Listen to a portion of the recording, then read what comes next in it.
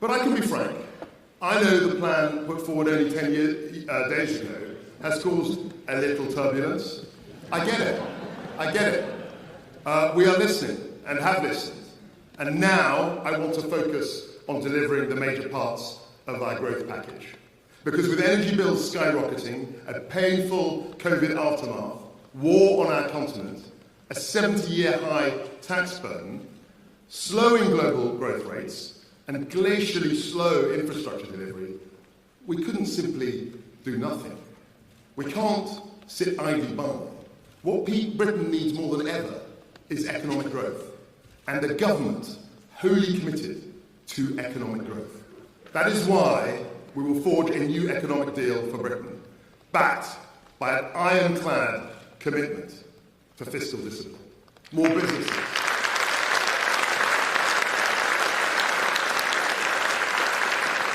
More businesses, more jobs, higher pay, more money for public services. Because we cannot have a strong NHS without a strong economy.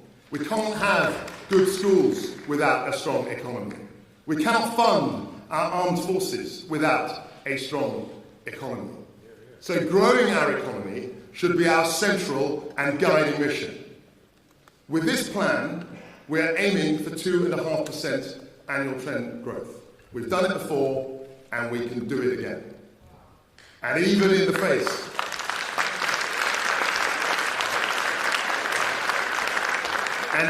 face of extreme volatility in global markets, with major currencies wrestling an incredibly strong US dollar, and longer-term trends from demographic change to climate change, we will show that our plan is sound, that it is credible, and that it will increase growth.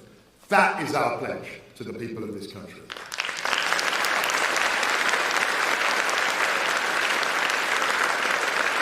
However, conference, there is an immediate challenge facing not just our country, not just our people, but the whole of Europe.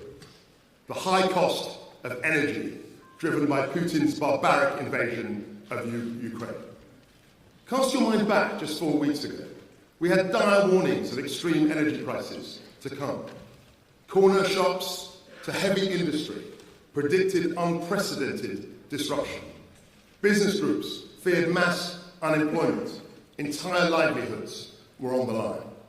Make no mistake, this was a very real prospect for our country. So within 48 hours of taking office, we announced one of the most significant interventions ever conceived by the British state. Annual energy bills of up to £6,500 from next year were staring us in the face. Everybody was worried. Now we are holding down the price at an average of £2,500. Not just this winter, like the Labour Party promised, but next winter too. 2 years of significant taxpayer support to protect our people. Because this government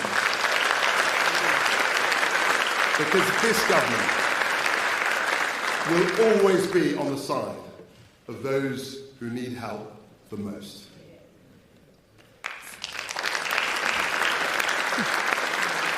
For our businesses too, conference, help is on its way.